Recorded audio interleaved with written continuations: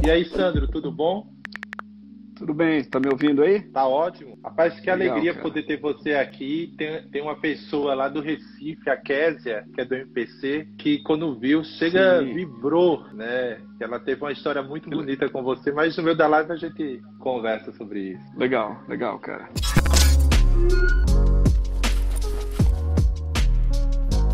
Gente, só para apresentar para quem não sabe, o Bajo, ele é pastor do Projeto 242 em São Paulo, é missionário da Steiger também. Eu acredito que deve ter algumas novidades ministeriais que eu não anunciei, mas talvez ele fale aqui. E eu conheço o Bajo das redes sociais, né? Desde que eu entrei no Facebook, eu tenho acompanhado várias de suas publicações e principalmente das suas indicações literárias, porque eu acho que a pessoa que mais lê livro assim que eu conheço é o Sandro, assim, uma capacidade que eu admiro. E a gente vai estar trocando uma ideia aqui. Sandro, eu queria que você comentasse, né, alguma coisa sobre você que não foi mencionada para o pessoal lhe conhecer melhor. Eu acho que é isso. Eu, sirvo na igreja 242, uma igreja que a gente iniciou ah, em 1998, então passamos por várias transições. Inclusive, não era esse o nome. Eu trabalhei com a missão OM, eu fui missionário da OM, eu sou um ex-OMer, né, como o pessoal chama. E foi uma experiência muito grande assim na minha vida naquela época. Eu me uni à OM com 21 anos de idade e fiquei durante 2 anos e meio trabalhando, quase 3 anos trabalhando com a OM. A bordo do Logos 2 na época. A OM, para quem não conhece, é uma organização missionária que está ao redor do mundo e durante muitos anos tem trabalhado com navios. O primeiro deles foi o Logos, depois o Dulos, e depois o Logos 2 foi o navio com o qual eu trabalhei, e mais recentemente o Logos Hope, que esteve aqui no Brasil, na costa brasileira, no último ano. Então são essas as a experiência que eu tive lá no início da minha vida ministerial, e depois trabalhei um tempo na área de missões numa organização também, denominacional, durante vários anos. Foi nesse período que eu acabei plantando a igreja, o Projeto 242. Também teve outra coisa interessante na minha vida, que muita gente conhece isso, e tem muitos amigos por causa disso, foi o Refúgio do Rock, né?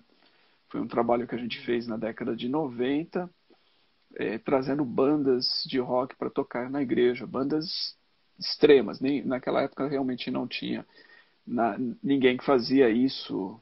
Talvez o meu amigo Fábio Ramos de Carvalho, com uma galera lá em Belo Horizonte, que depois se tornou a Caverna do Adulão. Talvez você já tenha ouvido Sei, falar do pessoal da Caverna do sim. Adulão. Então, mas não havia nem Caverna do Adulão na época. Eles participavam de uma comunidade, se eu não me engano, chamada Comunidade Atos. E eu acho que nós estávamos fazendo a mesma coisa na mesma época, porque a gente tinha muita coisa em comum. Então, o Refúgio do Rock foi Legal. uma experiência muito interessante. E mais recentemente, trabalhando com 242, Steiger, e agora, né, você falou de novidade ministerial, nesse ano eu aceitei um convite do pastor Sidney Costa Uhum. para IBM, trabalhar né? como, na IBM Alphaville, para trabalhar como um pastor associado, que é chamado. Né? Eu continuo servindo no 242, cumprindo com toda a minha responsabilidade lá, mas eu participo da equipe pastoral lá da igreja de Alphaville, e tem sido um aprendizado tremendo com aquele pessoal lá. Eu conheci a IBM através do Gruba, né? Que quando ele estava em São Paulo, ele passou um tempo servindo lá, inclusive trabalhou lá em Sim. algumas funções. Sandro, eu queria saber como foi a sua conversão, o seu discipulado como discípulo, né? Como foi o Ok. início da sua jornada como discípulo de Jesus? Como foi a sua conversão? Eu venho de um lar onde meu avô, por parte materna, era cristão. Ele se converteu em um determinado período da sua vida, e aí toda a família acabou se convertendo com ele. Então a minha mãe cresceu, né, nesse lar cristão, e consequentemente eu recebi essa herança já desde berço, vou dizer assim. Mas teve um período da minha vida, mais ou menos dos 9, 10 anos até os 14 anos, mais ou menos isso, em que eu deixei de frequentar a igreja.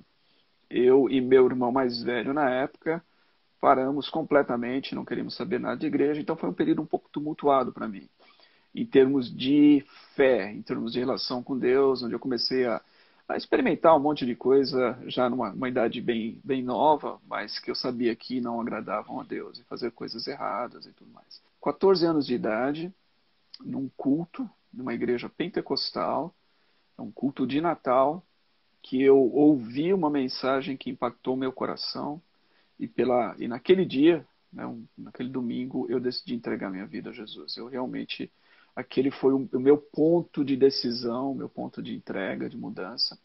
E foi uma mudança, eu posso dizer, radical. Eu digo às pessoas e falo isso sem nenhuma. Não há o que me orgulhar da graça de Deus. Como é que eu posso me orgulhar da graça de Deus? Né? A graça me alcançou. Mas é interessante, eu tenho visto tantas pessoas voltarem atrás e eu tenho 52 anos hoje. Eu me converti aos 14 anos. Eu já passei por muitos, como o pessoal diz, perrengues, né? Na vida. Eu já passei por muitas dificuldades, muitas tribulações, muitos problemas. Eu nunca, em momento algum, pensei em voltar atrás. Não, não há voltar atrás para mim. Você ficou nessa igreja da sua conversão por muito tempo até iniciar na missão ou houve transições nesse percurso?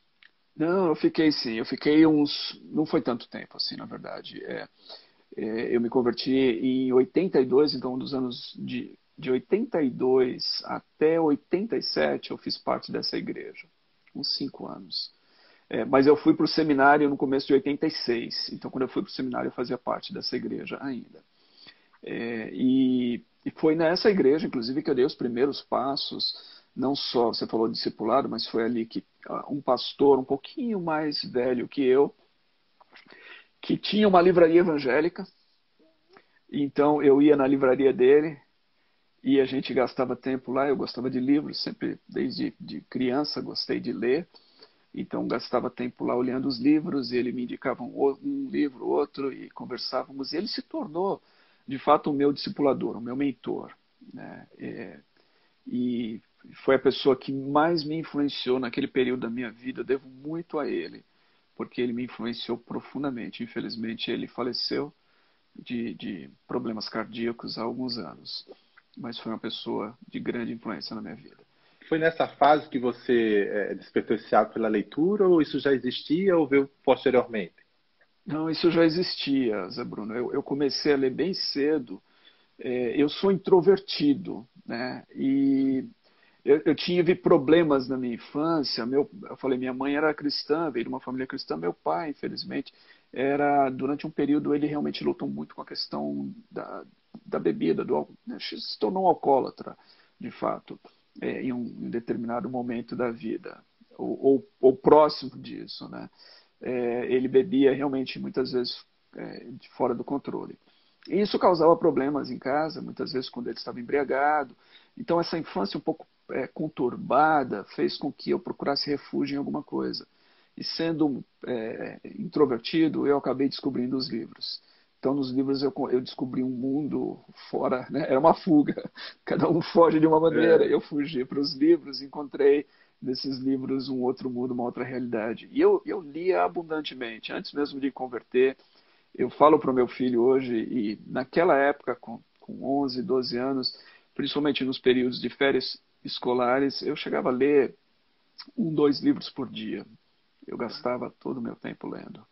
poxa, é impressionante Sim, isso, velho. É assim, hoje a é, gente tem a maior dificuldade porque temos muitas distrações, né? Internet, redes exato, exato. sociais, Netflix, e até parar para focar e ler é um desafio, né? Mas assim, essa Sim, questão sim. da leitura em você é algo assim que sempre me inspirou, né? Os seus comentários, as suas falas em relação à leitura. E é uma coisa que eu sinto falta muito hoje no meio evangélico, mas eu sei que isso é uma questão geral, né? Não é só dos evangélicos. Mas é justamente É não verdade. haver muito esse apreço pela a leitura, né? Sim, Tive momentos da minha vida que eu me senti pastoreado através dos livros, né? Orientações, conselhos. Essa semana mesmo eu li um do Henry Nouwen, que o título dele agora é Espaço para Deus, só que o título original é aquele Tudo se fez novo. né? E Tudo o se fez Noé novo. ali, foi uma coisa assim que me impactou a leitura daquele livro, assim, da primeira página à última. Poxa, fazia tempo que eu não li uma coisa assim tão pessoal assim, né? Que falasse Sim, tão pessoal quanto esse livro, né? sim. É um livretinho fantástico, né? É Isso. incrível mesmo. Ô, Sandro, e como foi que você descobriu a sua vocação, o seu chamado ministerial, assim? Não só como Então, você né? descobriu, mas como você entendeu que era algo relacionado a missões, enfim. Então, como eu disse, nessa igreja eu descobri várias coisas. Então, eu descobri evangelização, era uma igreja muito ativa na evangelização, na região central de São Paulo. Eu descobri, inclusive, o contato com pessoas em vulnerabilidade social. Foi uma das primeiras experiências ministeriais que eu tive, foi com pessoas em vulnerabilidade social através dessa igreja. Eu descobri o ministério prisional. A primeira vez que eu entrei numa prisão na minha vida foi com essa igreja, ainda na adolescência. Eu fui várias vezes à casa de detenção, aqui é famosa Carandiru, né? Conheci o Carandiru inteiro, inclusive todos os pavilhões ou pavimentos ali daquele presídio, inclusive o 4, onde o famoso Drauzio Varela trabalhava, né? Era enfermaria, o 4.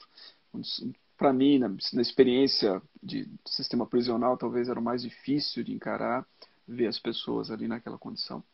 Mas tudo isso foi me levando justamente para essa questão de descobrir que eu queria viver minha vida para alguma coisa mais do que o trabalho, você entendeu? E a minha vocação foi despertada no meio dessas experiências ministeriais na cidade, de reuniões de oração e principalmente de uma ênfase muito grande que esse meu mentor, discipulador, tinha em missões. Ele tinha muitos contatos com a missão Antioquia, Uhum.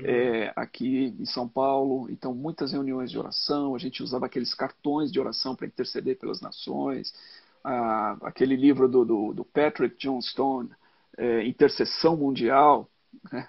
A gente usava recursos assim e tínhamos muitas reuniões de oração.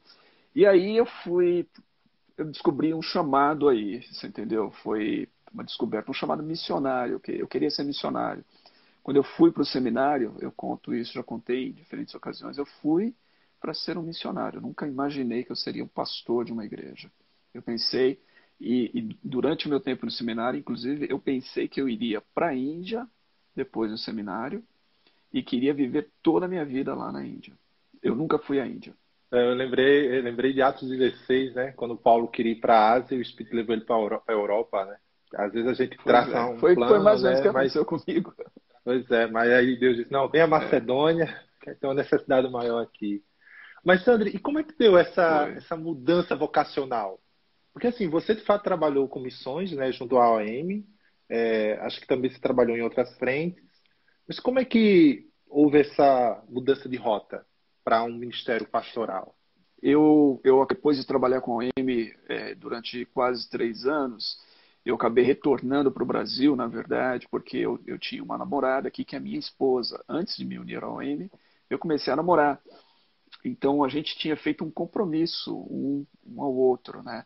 De que a gente ia esperar esse período um pelo outro, e aí depois, cumprido esse tempo, a gente ia então procurar se casar. Então eu retornei para honrar o compromisso, e, de certa forma. Eu poderia ter seguido carreira com a OM. Muitos dos meus amigos daquela época servem com a organização até hoje, em diferentes campos, diferentes áreas. E eu poderia seguir carreira. Quando eu saí da OM, eu fazia o line-up, né, do navio, que era assim, uma função de tremenda responsabilidade dentro. Para quem conhece o sistema da OM, sabe que essa é uma função de bastante responsabilidade. Voltando depois de quase 3 anos fora, 2 anos literalmente fora do Brasil, e o restante, esses 9 meses seguintes, foi no Brasil, mas fora do contexto da igreja e tudo. Eu me senti um pouquinho perdido, entendeu? Foi aí que eu acabei buscando ajuda e fui trabalhar com uma outra igreja. Então, essa igreja tinha um ministério de música. Foi a igreja com a qual eu acabei fazendo esse ministério do Refúgio do Rock. Então, eles tinham um ministério de música muito vibrante. muito de música. A música me atraiu, na verdade. Eu imagino Esse que esse período, Ministério do Refúgio do frequentando a Rock igreja, o foi que muito houve ousado para a época, né? foi sim, foi. E, então, mas nesse período eu fui convidado então para trabalhar como pastor. Eu tinha já um seminário, eu tinha uma forte ênfase na questão da Bíblia e eles me convidaram para assumir a área da igreja de evangelismo e trabalhar também na questão do ensino bíblico, escola dominical, preparava material para grupos pequenos, estudos para grupos pequenos. Legal. Então foi aí, com essa igreja, que eu comecei a desenvolver, pregar e, e as coisas foram caminhando, né, a partir daí, ministerialmente. Ô, Sandro, e em relação ao Refúgio do Rock, assim, vocês tiveram alguma oposição de segmentos da igreja nessa época? Porque por muito tempo no Brasil se perdurou aquela ideia de que o rock é do diabo, né? Inclusive virou até um Exato. jargão, objeções a Sim, alguns instrumentos, né? E teve toda uma sim. evolução, né? Você como escreveu um livro sobre a música gospel, música cristã contemporânea, sabe mais do que eu, mas como é que foi assim a reação da igreja, de parte da igreja naquela época? Como é que vocês lidaram com isso? É bem interessante, porque eu não sei se você leu o meu livro sobre música cristã contemporânea. Não li É, ele. par- eu acabei escrevendo o livro a partir, inclusive, de muitas experiências que eu tive lá no Refúgio do Rock. Também, novamente, por gostar de música e ver essas críticas que haviam, e haviam muitas críticas de fato. Como eu disse, nós fomos a primeira igreja que eu conheço que trouxe bandas de metal extremo para dentro da igreja. Né? Não é um resgate, ou oficina G3, entendeu? Que banda de rock assim. Nós estamos falando de metal extremo, death metal, né, black metal cristão, ou coisa assim, extremamente agressivos musicalmente, vocal gutural, todas essas coisas. E punk, rock, hardcore. Então, isso realmente, para muitas pessoas, era algo completamente fora do comum. Mas eu conhecia o que eu estava fazendo, no sentido que eu conhecia as pessoas com as quais eu estava trabalhando. Sabia que eles eram cristãos e sabiam por que eles estavam tocando aquele estilo de música e eles queriam alcançar. Então eu nunca tive problemas no meu coração em relação a isso, muito pelo contrário. Mas algumas críticas a gente recebeu sim.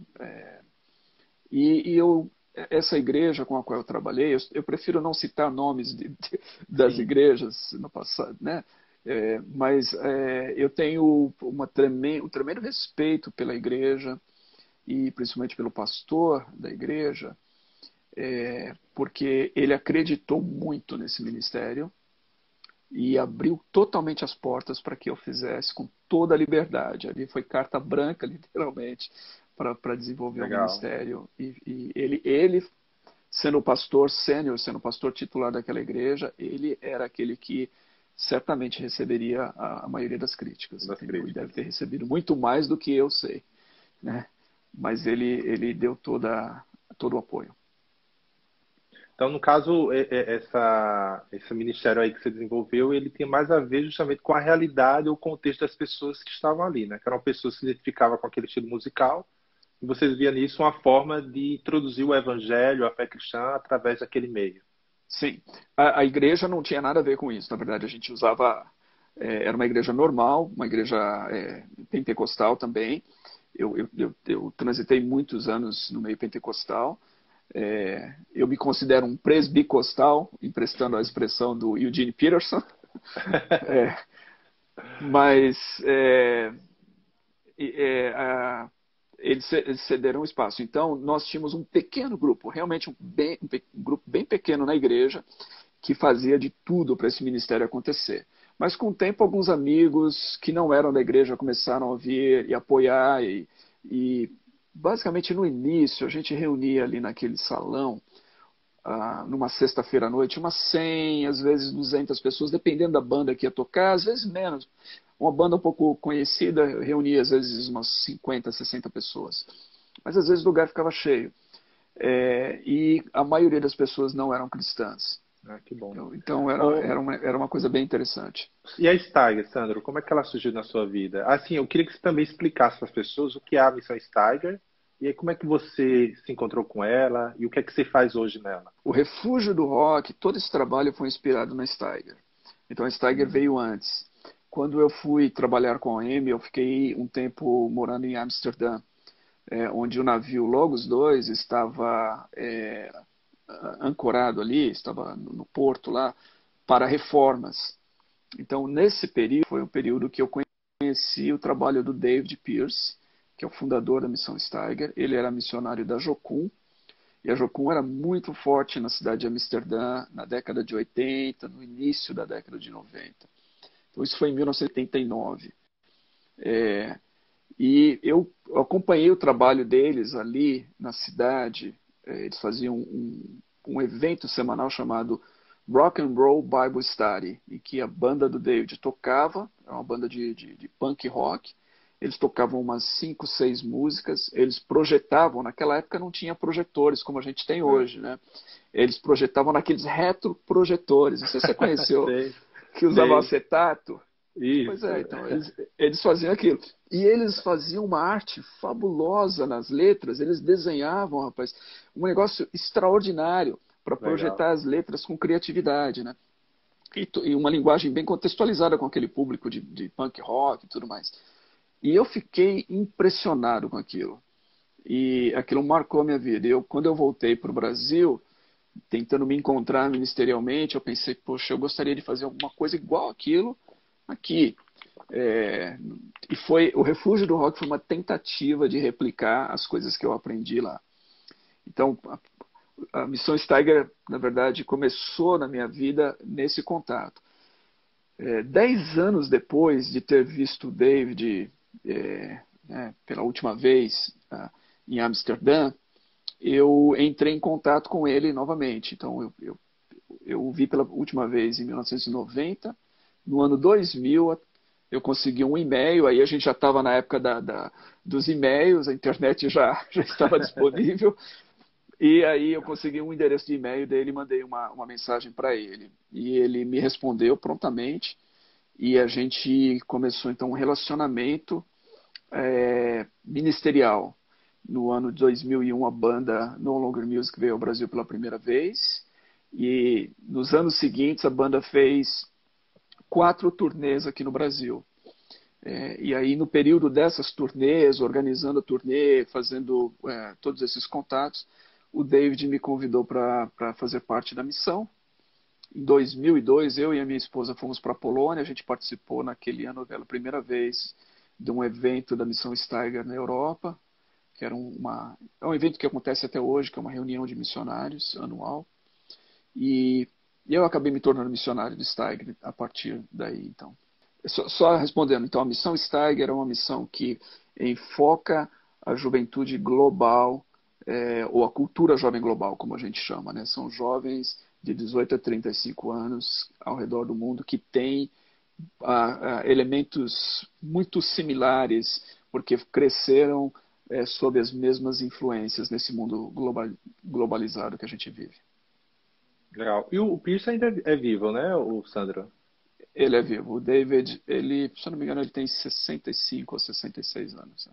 É, eu lembro dele no Oxigênio 2012, né? Acho que ele teve aqui Sim, pregando, teve lá em Recife, né, no Oxigênio. Você até acho que foi o intérprete dele na sim, ocasião. sim.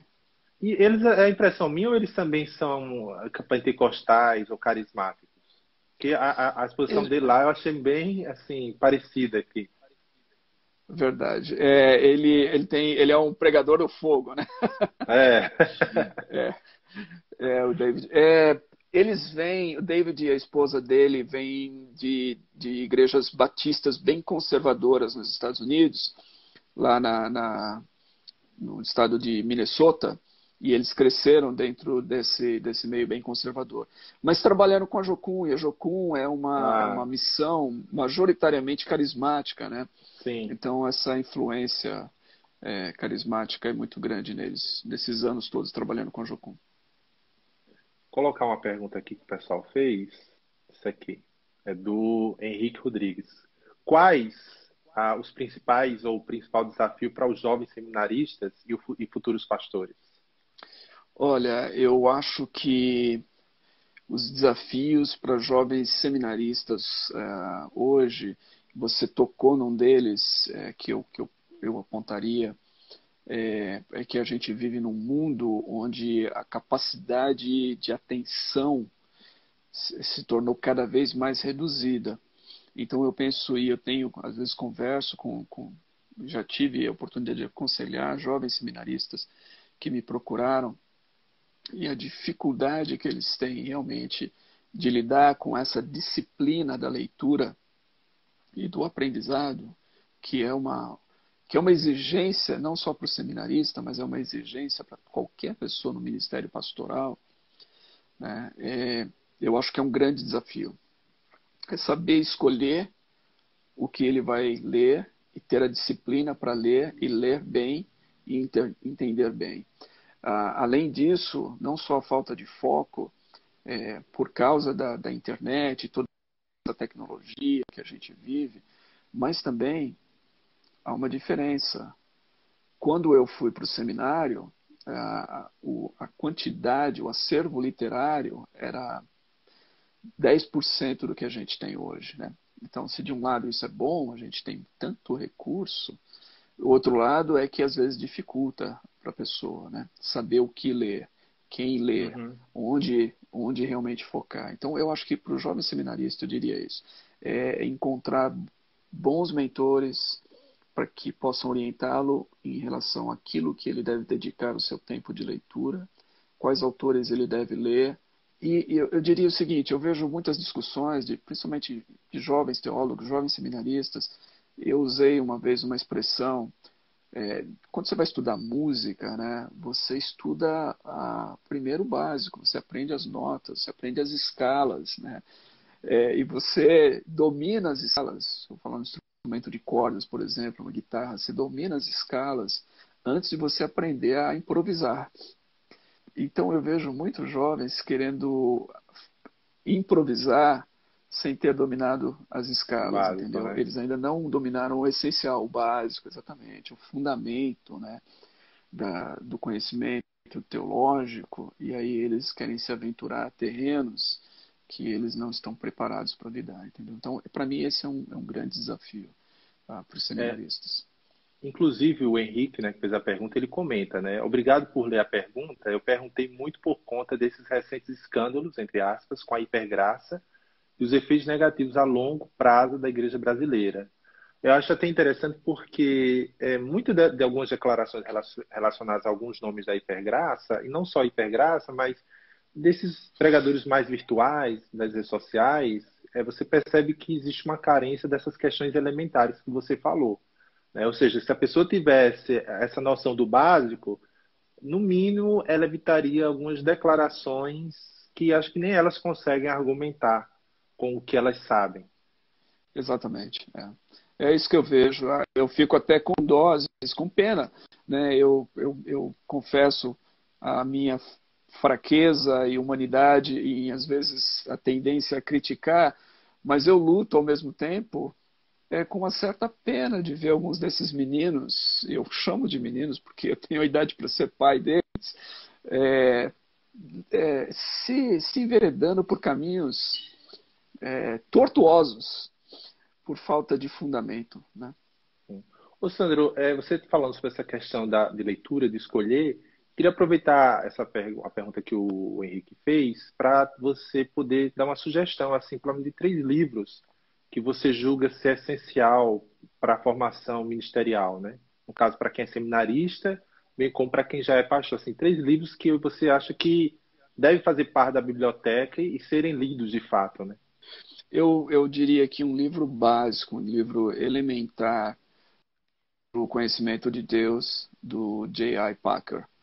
Esse livro é um livro que eu acho que Mas o todo Packer, né? seminarista, Jay todo Packer. pastor, exatamente, todo seminarista e todo pastor deveria ler esse livro, na minha opinião, e talvez até ler mais de uma vez. É um livro fundamental em termos de você ter ali uma exposição daquilo que eu estou falando, novamente, do básico da doutrina, do básico do elementar de você dominar. E tem tantos livros aí que tratam com isso, mas para mim, em minha opinião, esse possivelmente é o melhor livro que eu posso recomendar e recomendar abundantemente.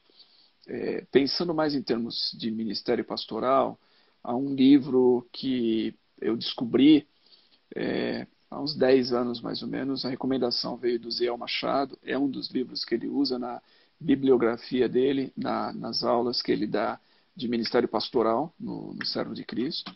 É E o esse? livro chama-se A Arte, exatamente, você está aí com ele nas mãos. É. É esse livro que eu iria citar, A Arte de Pastorear. Esse livro, para mim, é imprescindível que um pastor leia e que assimile, né? O que eu gostei dele foi o subtítulo. Um ministério sem todas as respostas. Eu achei isso aí fascinante. Exatamente. É fascinante. E ele trabalha, ele é muito sincero, muito franco, né? E eu acho que isso é bonito, né?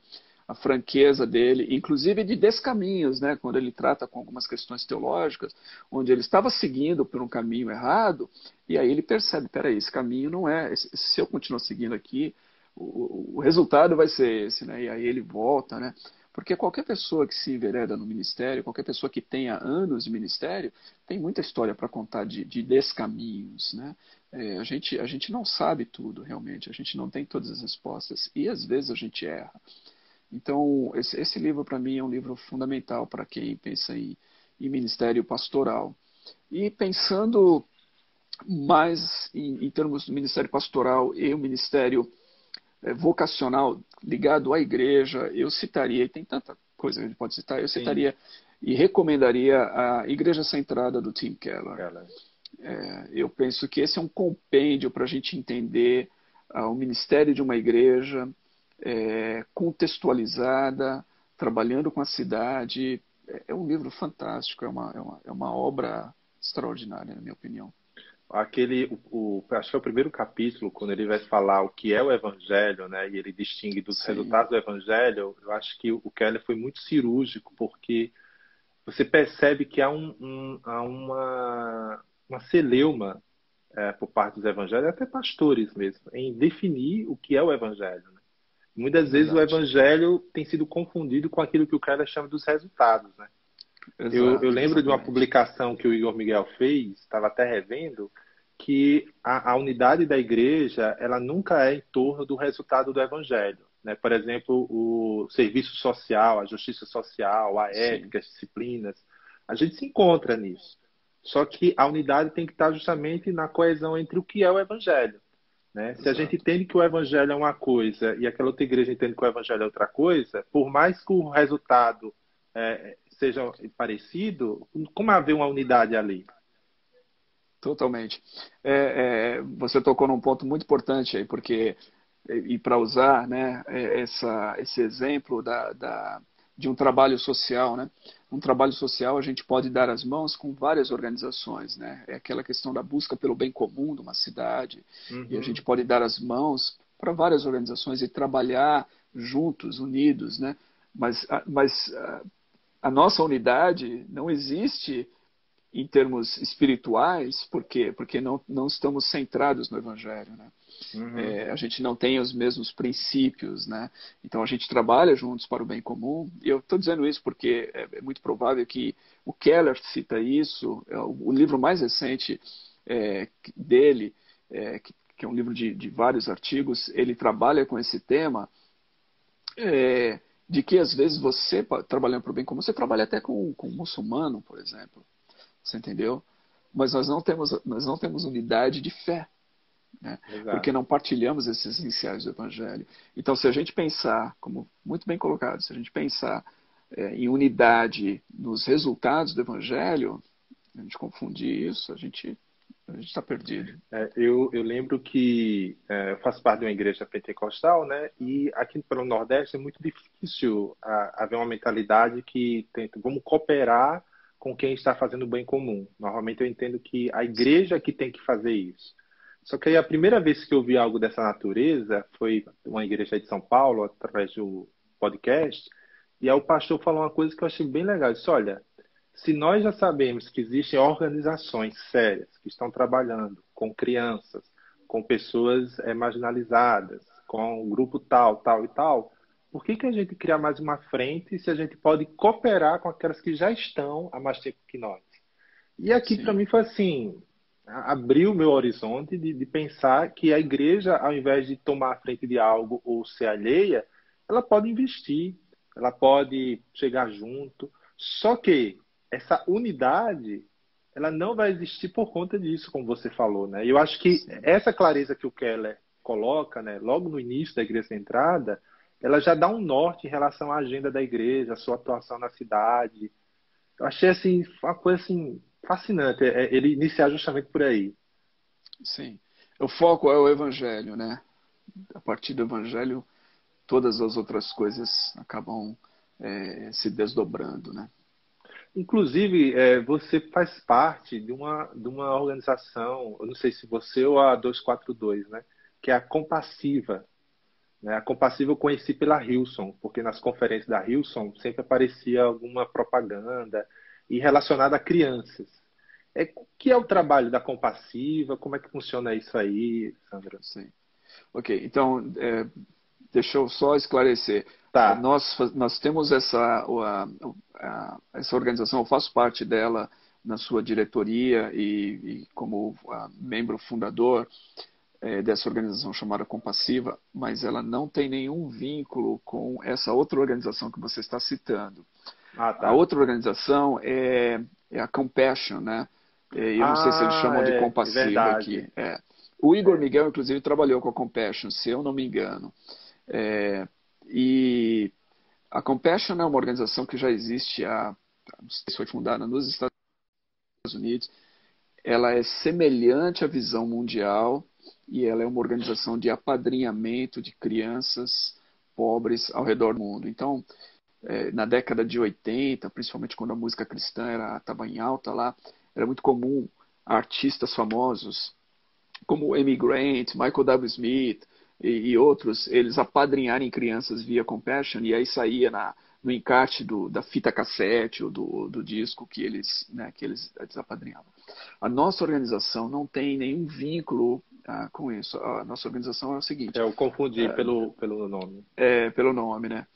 A nossa organização, ela, durante anos como igreja, a gente sempre teve a visão de atuar em favor das pessoas em vulnerabilidade. Então, a gente, através de irmãos conectados com a igreja, como missionários, durante muito tempo a gente atuou na região da Cracolândia, e as minhas primeiras experiências, inclusive com essa questão do crack e tudo mais, foi justamente acompanhando alguns desses irmãos que viviam e trabalhavam ali no dia após dia, né, dessa realidade. E isso quando a Cracolândia era minúscula comparado ao que se tornou, né? É Naquela época, sei hoje. lá, devia ter uns 200 usuários de crack na época, hoje, né, são milhares. Mas, então, durante anos, no centro sempre fez parte da visão da igreja. Uma igreja que queria. Nós usávamos a expressão, depois de um tempo nós começamos a usar a expressão, nós queríamos ser uma igreja missional, compassiva e inspiradora. E o nosso logo, inclusive, ele tende, ou pretende representar isso. Né? Mas essa compaixão, o ato de demonstrar o amor de maneira prática, através da ação, sempre esteve no cerne daquilo que a gente quis ser como igreja. Depois de muitos anos trabalhando nas ruas de São Paulo, os nossos missionários, voluntários pessoal da igreja, que na linha de frente, eles sempre ouviam, porque aí você começa a desenvolver uma rede de relacionamentos, né? Até mesmo com agentes públicos. Então eles sempre ouviam dessas pessoas falando, por que vocês não têm uma organização? Né? Eles falaram, a gente está trabalhando com a igreja, tá? E não, cria uma organização. E aí criou-se a Compassiva há uns 6 anos atrás, Então, vocês que 7 anos, fundaram ela, né? nós criamos a Compassiva como uma organização. E justamente isso. Só que é uma organização, ela foi criada pela igreja, mas ela é uma organização independente.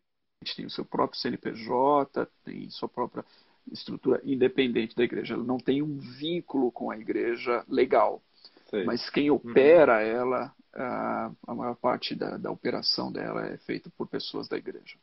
E hoje, quais são as frentes de trabalho da Compassiva? O que ela presta de serviço assim aí em São Paulo? Então, a Compassiva ela se tornou depois uma organização bastante conhecida pelo trabalho com refugiados, né? Porque na época que a gente Hum, estava criando a Compassiva, um dos nossos pastores da igreja estava retornando do trabalho no norte da África. E ele havia trabalhado com refugiados, teve experiência no sul do Sudão, teve experiência em vários países africanos durante anos, e ele estava retornando ao Brasil. E ele fala árabe, né? Ele aprendeu árabe. Ele vai dizer que não fala, mas ele fala melhor do que qualquer um de nós. É, é modéstia. então, exatamente.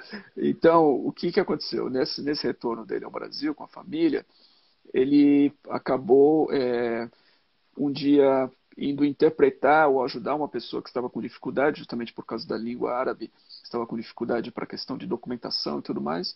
E aí se descortinou diante dele a possibilidade de trabalhar com refugiados. Naquela época estavam começando a chegar muitos refugiados, principalmente da Síria, né, ao Brasil, e de trabalhar então com refugiados, ensinando a língua portuguesa para eles. Então esse foi o primeiro projeto, de fato, da Compassiva que se tornou bastante conhecido, que é hoje. São aulas de português para refugiados que vêm desse background de língua árabe, né? Essa foi a especialidade. Eles formaram muitas Legal. turmas, e aí, a partir daí a Compassiva se tornou uma referência, na verdade, nessa área de trabalho com refugiados, inclusive com validação de diplomas e assistência, toda assistência que um refugiado precisa, colocar o filho lá, ir para o hospital, todo esse tipo de coisa, a organização acabou desenvolvendo, entendeu? Mas ligado a isso, ela também trabalha com Ô, famílias Sandro, pobres só uma na região, no entorno da observação. igreja. Só uma observação. Quando eu estive Sim, em Brasília no passado, e aí eu fui visitar o Carlinhos Veiga, né, o André, o pessoal da Igreja Presbiteriana do Lago Norte, lá em Brasília. E naquele sim. período houve uma conferência missionária e tinha uma pessoa, eu esqueci o nome dela, não sei se é a Aline, que ela trabalha inclusive numa organização Camila, voltada para Camila. Exato, ela fez a Camila. um workshop de refugiados, uma experiência assim que foi muito assim pedagógica, né? Ela simulou lá como é que os refugiados saem de um lugar para o outro através de um pequeno barco, enfim. Eu lembro quando ela comentou algumas dessas experiências que ela teve junto à Compassiva.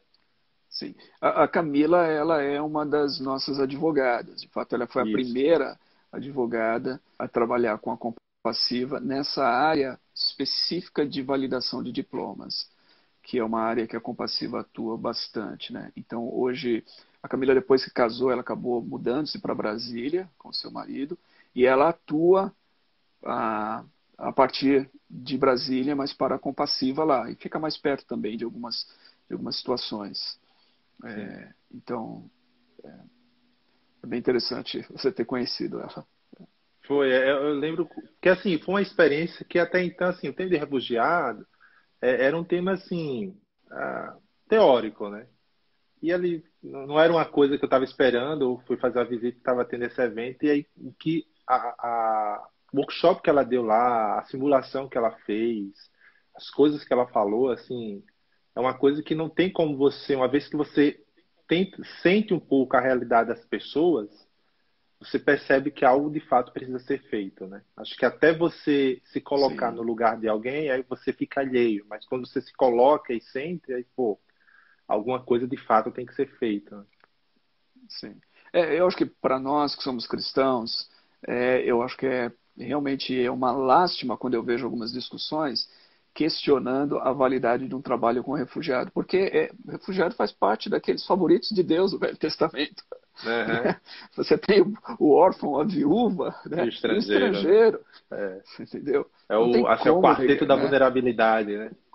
Juntando o pobre, né? O quarteto da vulnerabilidade. Né? Então não tem como, né? A gente tem que servir essas pessoas. Não existe como a igreja precisa estar na linha de frente desse tipo de trabalho.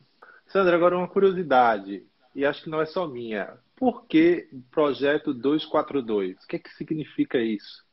Quando nós começamos a igreja, em 88, a gente, a gente queria ter um nome fantasia, né? Nós éramos parte de uma denominação.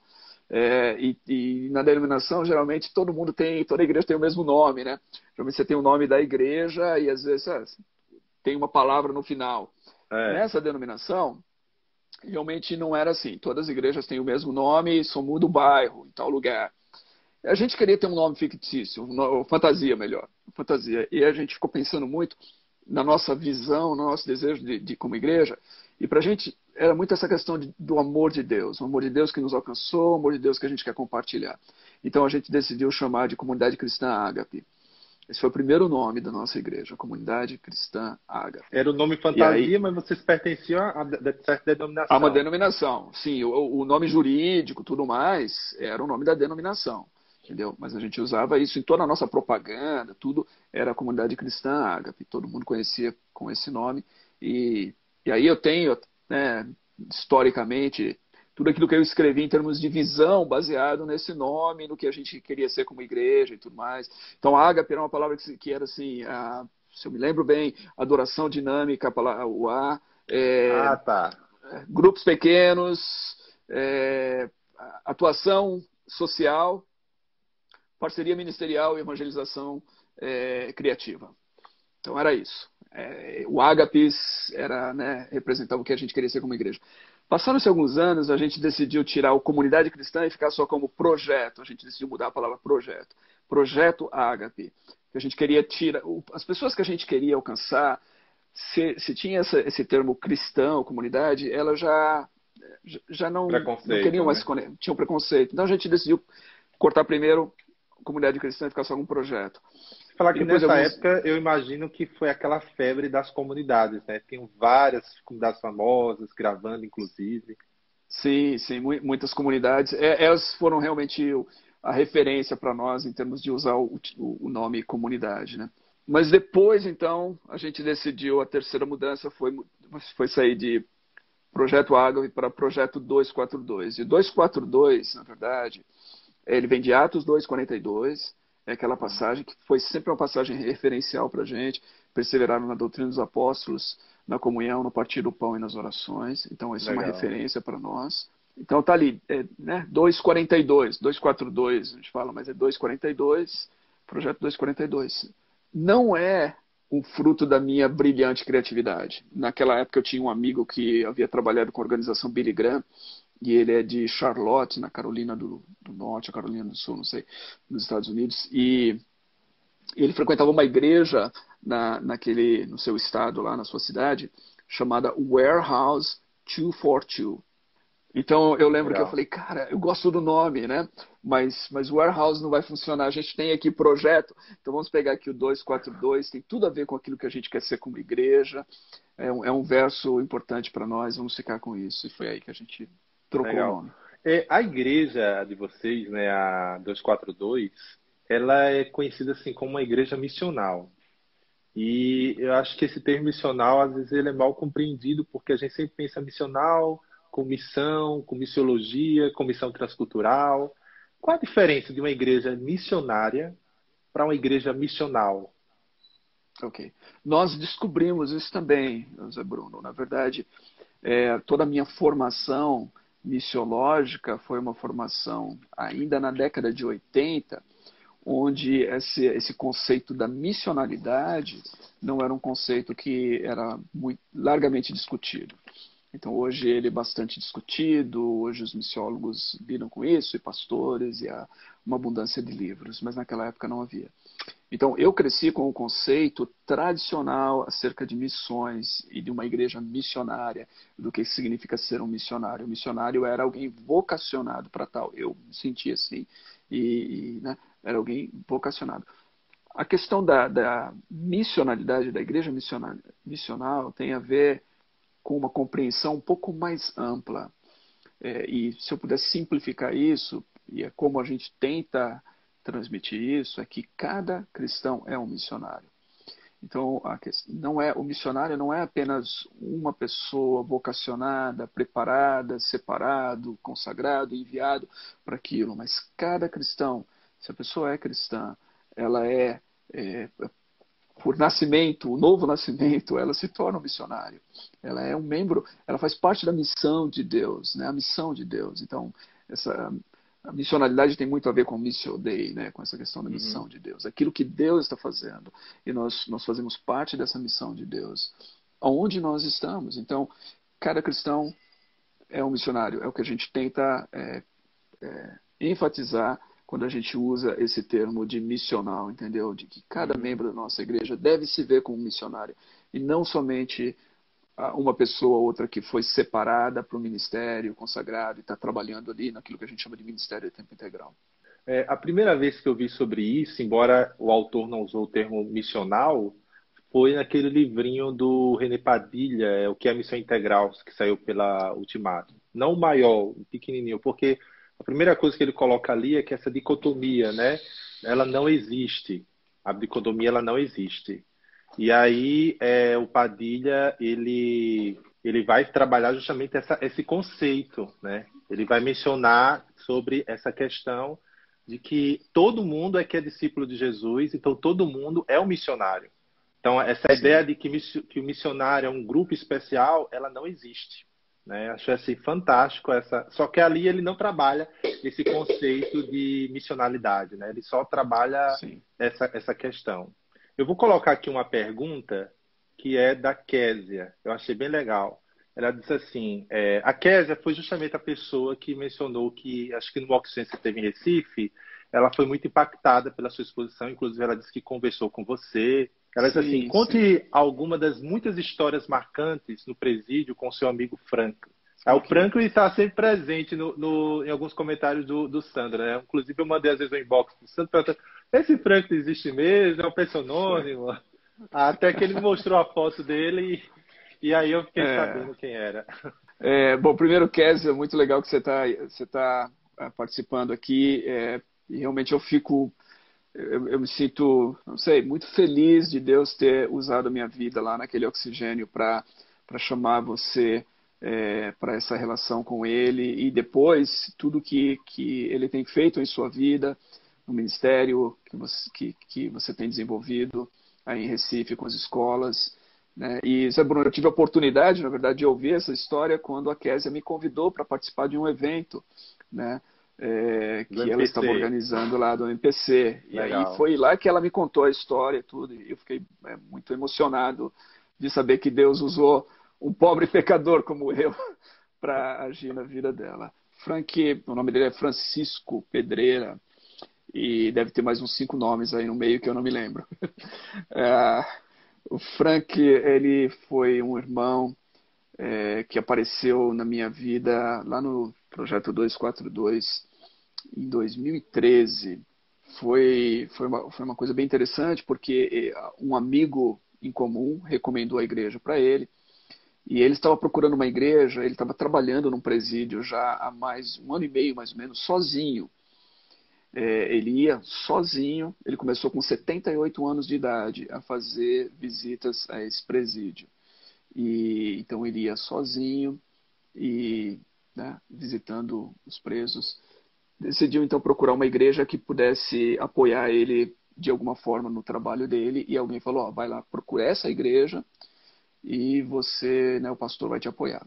E ele apareceu lá, ele ouviu o sermão, no final do culto ele me procurou, contou brevemente o porquê ele estava ali e perguntou se então podia, né, se ele, caso pudesse recomendar aquela igreja para algum egresso do sistema prisional, se eu aceitaria isso, se ele poderia trazer algum egresso ali para o culto e tudo mais. Eu falei, tranquilo, pode trazer.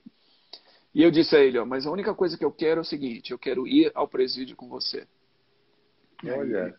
o jeito dele falar, a expressão dele tem várias expressões muito interessantes. Ele fala, não me mate de alegria. E então a gente se tornou grandes amigos. Foi uma experiência fantástica. É alguém que eu tenho em alta estima, um presente de Deus para minha vida nesses últimos anos. Um homem que me influenciou muito na sua simplicidade. E é bem interessante, porque também temos muitas coisas que nós discutimos e entendemos de maneira diferente. Ele vem do metodismo, né? Ele é um arminiano radical, quase um teísta aberto. E discutimos muito sobre essa questão de arminianismo e calvinismo em muitos dos nossos momentos a caminho do presídio e tantas outras questões teológicas, onde nós divergimos tremendamente, mas nós estamos unidos naquilo que é o essencial, sabe? Amém. E então, lá no presídio, eu me lembro, o Frank, ele foi militar, e ele tem muito orgulho disso, e talvez até por causa da idade dele e tudo mais, então ele tem algumas formas de agir, de se comportar que são muito, assim, nunca vão mudar a essa altura da Sim. vida, você entendeu? E a gente muitas vezes entrava ali no presídio, nessas condições de um presídio dominado por facções, né? Naquele caso ali era justamente a facção mais famosa talvez do Brasil, que dominava, e então você está ali junto com os presos e você está ali junto com os representantes da facção criminosa que acompanham o estudo bíblico, entendeu? Você não tem permissão para fazer isso, a permissão não vem só da administração carcerária ou da penitenciária, a permissão tem que vir lá de dentro, né, do raio onde você está, Uhum. da facção. E eles sempre mandavam alguns representantes lá para a gente, para ouvir o que a gente estava ensinando. Então, o que acontece? O Frank, ele tinha um jeito muito peculiar de falar com os presos, sabe? E muitas vezes ele me colocava, e eu nos colocava em situações bem difíceis ali, na minha opinião. Eu lembro que uma vez chegou um preso, era um preso novo que não conhecia ele nem a mim, estava lá só há alguns dias, e ele entrou e começou a perturbar muito o estudo bíblico. E o Frank ficou indignado com o que estava acontecendo. E ele entrou numa discussão muito calorosa com esse preso, até o ponto de que ele mandou o preso embora. E ficou um clima extremamente tenso no ambiente. E aquele foi um dos dias. Eu tive vários dias no presídio em que eu ficava pensando assim: será que a gente vai conseguir sair daqui hoje? Será que a gente vai sair daqui? Porque assim, eram situações muito tensas com aqueles homens lá. E ele na E, boa, de eu, boa, ele. e ele na boa. Olha, ele nunca teve. Eu conversava isso com ele, eu falava, não, nunca tive medo de nada. Mas eu confesso a você que várias vezes eu fiquei com medo ali nas situações que eram criadas. E eu sempre dizia o seguinte: Frank, só você para fazer isso. Se eu falar do jeito que você fala com esses homens, eles vão me matar. Mas ele tinha a idade e os cabelos brancos e tudo mais. E aqueles homens respeitavam ele como se fosse um pai que eles nunca tiveram, entendeu? Ou como um avô que eles nunca tiveram. E isso era algo fantástico, né? E a gente... A Kézia perguntou de experiência. Então, foram muitas coisas, sabe? De acompanhar a vida dessas pessoas. O Frank, ele realmente... Eu era só ajudante. O ministério sempre foi dele, né? Então, ele era a linha de frente ali, eu ia como ajudante com auxiliar. Ele me tratava como pastor, porque ele dizia assim: eu não sou pastor. Então, ele me colocava para pregar, dar o estudo bíblico, mas então ele fazia a abertura da reunião, conversava com os presos, fazia a parte dele. Às vezes, ele levava alguns testes de matemática, ele ensinava a língua portuguesa para o pessoal, essas coisas. E aí a parte... Inclusive, Sandro, Ah, o Vinícius, o Vini, daí, sim. ele disse: nunca conheci uma pessoa com português mais rebuscado que o seu Frank. Exatamente, exatamente. Ele, inclusive, porque ele era tradutor, o Frank, esse nome Frank, né? É porque ele morou muitos anos no Canadá, ele é fluente em inglês, tradutor e tudo. Então, o português dele realmente de primeira. E aí ele dava aula para os presos, mas a parte espiritual, a parte de ensinamento bíblico, ele sempre passava para mim. Então, ele falava: você é o pastor, agora vamos ouvir o pastor. Né? Então, eu falava com os presos ali. É, e o que acontece é que, em muitos momentos, a gente acompanhava um preso ali durante semanas, ou até, em alguns casos, alguns anos, a gente chegou a acompanhar, e aí o preso ganhava liberdade. E no momento que esse preso ganhava liberdade, ele tinha o telefone celular do Frank. ele podia ligar, e aí o Frank convidava ele para tomar um café, aí já fora, e começava então todo um trabalho de acompanhamento do preso fora, entendeu? Olha Tentando só. ajudar. Então foram muitos presos que nesses anos ele tentou ajudar. Eu participei encontrei vários deles, e participei de muitas dessas histórias, mas novamente ele era a linha de frente nesse trabalho. Eu era uma mosca acompanhando ele ali junto, perto de tudo aquilo que ele fazia por esses presos. Era algo Ainda extraordinário. continua, Sandro? Vocês continuam fazendo essas visitas? Nós não Quer dizer, no continuamos, atual infelizmente. contexto não é possível, né? Mas É verdade. Mas o que aconteceu foi que no início do ano passado, então já faz muito tempo, é, encerrou-se o trabalho no presídio que nós fazíamos. Isso foi muito triste para ele, muito mais do que para mim, eu vou dizer, até porque ele iniciou isso e ele tinha um prazer imenso nisso. Eu também tinha, e tinha muito prazer de fazer isso junto com ele, principalmente, de servir junto com esse irmão. Mas eu acho que ele sofreu muito mais do que eu, porque eu tenho tantas outras coisas que eu uhum. faço. Ele é um homem aposentado que estava dedicado àquilo e que, encerrando-se, então ele acabou, acho que, encontrando um pouco mais de Mas foi uma ociosidade, né? decisão do presídio, isso, Do ou foi outro presídio. fator? Foi uma decisão do presídio. O que acontece? O presídio, a penitenciária com a qual a gente trabalhava, era uma penitenciária que foi construída como uma das primeiras penitenciárias de alta segurança, né? Segurança máxima. No Brasil, segurança máxima, exatamente. Inclusive, ela ficou famosa até uma época quando tentaram resgatar um dos membros da facção lá com um helicóptero. O cara tentou pousar o helicóptero no pátio da penitenciária e o helicóptero acabou Lembro disso. caindo, pegou fogo. Lembra dessa história, né? Minha primeira conversa com o diretor de segurança daquela penitenciária, ele falou assim, olha, ele deu o nome de um, de um preso, de uma figura, eu não lembro agora, mas ele perguntou se eu conhecia, eu falei, não. E aí ele estava com o computador, ele falou assim, então ele entrou lá na Wikipedia, ele digitou lá, e falou, é essa pessoa aqui. Aí tem a história lá o maior serial killer da história brasileira. E ele estava preso lá. Ele falou, então, essas são as pessoas. Então tinha vários presos notórios ali, você entendeu? Nesse Uhum. presídio. E eu acho que até hoje também. É, Eles fizeram uma reestruturação na segurança do sistema prisional lá no final de 2018, ou meados de 2018 começou. A gente estava lá ainda agindo quando essa reestruturação começou a acontecer. E isso afetou já, naquele momento, parte do trabalho que a gente realizava, mudamos os raios e tudo. Mas no final daquele ano, quando eles concluíram essa reestruturação, nós fomos impedidos de ter o acesso aos presos que a gente tinha anteriormente. Poxa, uma pena, viu? Foi uma pena. O Frank, ele escreveu até para o ministro da Justiça, na época, o Ministério da Justiça, escreveu para todo mundo que você possa imaginar. Ele foi, bateu, e ele tem um estilo assim de exigir, inclusive, o protocolo, né? Ele sempre levava 2 cartas, ó, quero que você protocole o recebimento aqui. Ele bateu em tudo quanto é porta, mas não deu certo. O Ou ele presídio ficou congrega com fechado. você, Sandro, ou não? Olha, ele novamente, é uma pessoa bem interessante.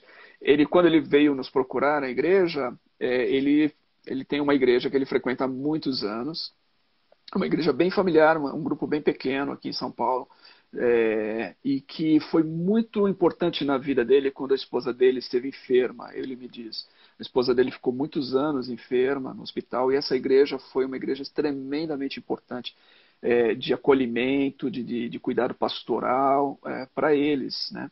Nessa época. Então ele tem uma gratidão muito grande por essa igreja, de tal maneira que ele não iria e nunca vai deixar essa igreja, você entendeu? Então, Uhum. quando ele nos descobriu, o que aconteceu? Ele começou a frequentar 2 igrejas. Aí ele brincava, ele falava assim, eu tenho 2 igrejas, se me excomungarem de uma, eu tenho a outra, né? É, então, ele frequentava 2 igrejas. Ele ia nessa igreja pela manhã e em nossa igreja nos cultos da tarde, da noite. Mas quando nós mudamos, e nós fizemos essa mudança, né, o ano retrasado, de ter apenas um culto e ser pela manhã, isso entristeceu muito o Frank, infelizmente, Porque ele falou, olha, agora eu não posso mais, né? Vocês não me querem mais aqui. Ó, ele brincando, né? Falou, o pastor não me quer, deu jeitinho de se livrar de mim, né? E aí ele deixou de frequentar a nossa igreja. Fazer aqui, ó, uma galera aí da 242 comentando sobre o Franklin, né? Senhor Sim. sensacional, saudades. Ó, fazer uma pergunta aqui do William. Como desenvolver o conceito de uma igreja missional numa igreja tradicional? Olha, eu acho que assim, o conceito de desenvolver através da leitura, né? Primeiro, a gente tem que pensar o seguinte: nós éramos uma igreja, e não, eu acho que a gente nunca foi uma igreja tradicional. Não sei a palavra tradicional se ela se aplica a gente de qualquer forma. Mas é, nós sempre tivemos a questão da missão muito forte. Isso sempre foi muito importante para nós. Não tínhamos conceito da missionalidade, como eu disse, mas tínhamos um conceito de missão muito forte. E queríamos sempre engajar a igreja em missão. Foi uma igreja que sempre dedicou recursos financeiros, inclusive para a missão, desde o início. Né, e tem feito isso durante todo o seu tempo de existência até hoje. Então, a partir daí das leituras, e teve um período, quem conhece a minha história sabe disso, eu já contei, e eu não tenho vergonha nenhuma de falar isso, teve um período que eu namorei muito com aquele movimento da igreja emergente. E se você Do lembrar, Brian toda essa McLaren, né? Brian McLaren era um deles, exatamente, mas tinham vários outros. Eu cheguei a ter vários amigos, e tenho até hoje alguns amigos que foram daquele grupo, daquele movimento. Eu cheguei a participar de encontros nos Estados Unidos, trocar ideias. O que acontece? A questão da missionalidade foi muito forte para eles, porque aquele movimento de igreja emergente, na verdade, nasceu como um desejo de ser missional, de alcançar pessoas, dentro de um contexto pós-moderno. Né? Então foi isso que atraiu. Driscoll estava lá no começo, né? E tantos outros que começaram Uhum. tudo aquilo lá. Rob Então, Bell também, né, Sandro? Rod Bell também, Rod Bell, Erwin McManus, né, da Mosaic em Sim. Los Angeles. Então, um grupo de pessoas, alguns deles no Brasil, né? O Leonard Sweet, que é metodista, teve um livro publicado aqui, não, alguns, na verdade, publicaram dele. Mas todo esse pessoal, toda essa galera ligado a isso, foi que, na verdade, fez com que eu me enveredasse em algum tipo de leitura e me conscientizasse de que realmente esse conceito de missionalidade é um conceito mais adequado para a igreja do que o conceito de missões Missionário, né? tradicional ou missionário, né, tradicional que eu tinha antes. Entendeu? Eu acho que o conceito missionário sempre vai estar remetendo, assim, majoritariamente à ideia transcultural, né? Como se a Sim, missão só fosse feita em outra cultura, né? E você nunca sim, pensa a missão em termos culturais. Eu lembro sim, que quando eu me despertei para isso, era mais uma questão da linguagem, né? Por exemplo, a igreja em Maceió, minha igreja em Maceió, a juventude tinha um trabalho na Rua do Comércio toda sexta-feira. E ali a gente chamava, popularmente, há 20 anos fazia esse trabalho, no centro de Maceió, chamava de a evangelização. Mas aí toda vez que enviava alguém para fora, chamava missão. E eu me perguntava, por que a missão é o mesmo trabalho que a gente faz na Rua do Comércio, sendo que feito em outro país, e o trabalho que a juventude faz no meio do comércio não é visto como missão, mas como pois é, evangelização. E isso era importante porque fazia-se arrecadações para a missão nacional e internacional, mas a sim. missão nunca nacional nunca revertia, por exemplo, para um trabalho como esse de evangelização. Eu ficava.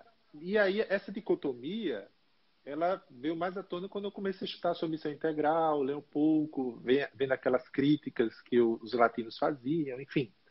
Mas é Sim. impressionante como é uma coisa assim que está tão claro, né? E às vezes a gente não percebe esse problema.